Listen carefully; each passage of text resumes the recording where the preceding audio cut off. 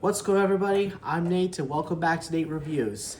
Today, we're talking about a movie that a lot of people forgot, some people dismissed, and others straight up misunderstood. And that, my friends, is Jack the Giant Slayer, released in 2013. And now, almost 13 years later, I think this movie deserves a way more appreciation than it gets. Today, we're diving into the long production history behind the film, and the cast, the visual effects, and why it underperformed, and why I think it's actually pretty great. So, without further ado, let's climb up that beanstalk. So, Jack the Giant Slayer is based off the English fairy tales Jack and the Beanstalk and Jack the Giant Killer. But this wasn't meant to be a small fantasy movie. This was Warner Bros. Going huge. And they picked the guy to direct this movie, and it's Bryan Singer, best known for doing X-Men 1 and 2, and also Superman Returns. So immediately you got a director who experienced a large-scale spectacle and some visuals. Originally titled Jack the Giant Killer, the film went through a huge ton of stuff, including some script rewrites, tone adjustments, a title change, and the extensive work of CGI. And I could tell how much they were trying to do it.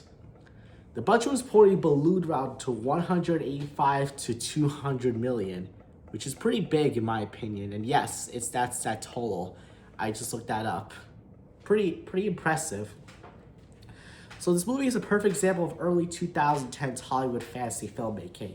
You can see the influence of Lord of the Rings style epic scale, the motion capture performance for the giants, and the massive digital improvements that pretty much work well, in my opinion, how it's done. And honestly, they picked a good cast for the Giants. They use performance capture and actors sit stills in full motion rig suits.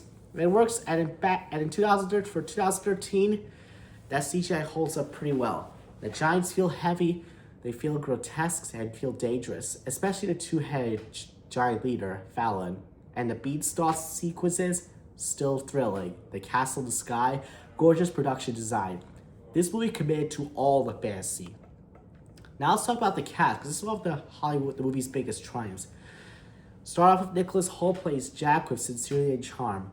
During Holt's rise in Hollywood, he was at the time of Warm Bodies and Beast in the X-Men prequel films. He doesn't play Jack as a goofy or overly heroic, he just plays him as a simple farm boy wanting to do things right. And I can appreciate that acting. Then we got Eleanor Thomason as Princess Isabel. She gives the princess real personality. She's not just a damsel in distress. She just wants adventure. She wants agency. And the chemistry between her and Holt is really natural and sweet. And let's not forget Ian McGregor as Elmo. He absolutely steals scenes. Fresh off years of being Obi-Wan Kenobi in the Star Wars prequel films. He brings the charm and heroic gravitas. He plays Elmot, who's a classic knight, brave, sarcastic, and noble. He's having a fun in this movie, and I can tell. He's a pretty good actor. Then up Stanley Tucci as Roderick. He has clearly enjoyed himself as a villain. He plays a theatrical, manipulative, and simply enough without going too cartoonish. And Tucci always elevates when everything. And also I got to forget, Bill Nighy plays the two-head giant Fallon, and I like his acting. Pretty great. Now comes the complicated part.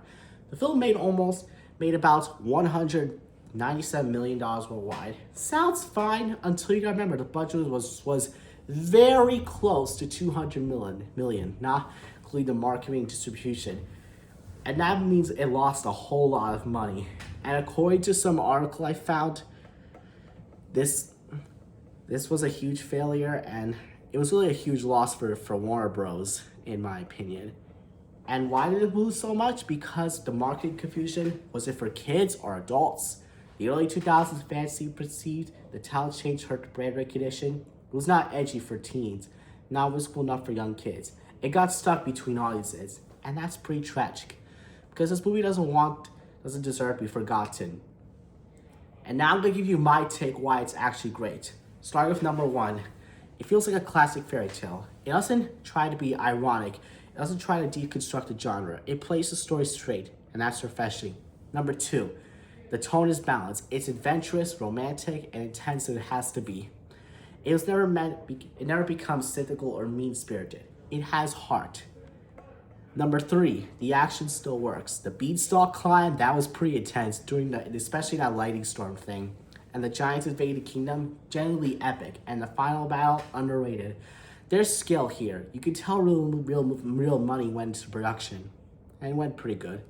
Number 4, it's a comfort fantasy. It's a kind of movie you want to put in a rainy day. It feels a throwback to early 2000s adventure films, classic storybook adaptations, and pre-MCU blockbuster fantasy. It doesn't rely on shared universes. It just tells a complete story, beginning, middle, and end. And sometimes that's enough. Time has been kinder for this film. In a world we live in of endless reboots, dark remakes, overly aware fantasy, Jack the Giant Slayer feels sincere. Some CGI moments are dated, the script could have been tighter, but it's ambitious. It's fun, and it feels genuinely involved. I think Jack the Giant Slayer is a misunderstood fantasy epic that deserves a second look. It's not a masterpiece, but it's far from failure people label it is. It's a solid, heartfelt, and visually ambitious fairy tale adventure, and sometimes that's really what we needed at this point. If you enjoyed this video, make sure you guys like, subscribe, and comment below. Do you think Jack the Giant Slayer deserves some good praise when you rewatch it? And what underrated fantasy movie should I review next? This has been Nate, and I'll see you guys next time on Nate Reviews.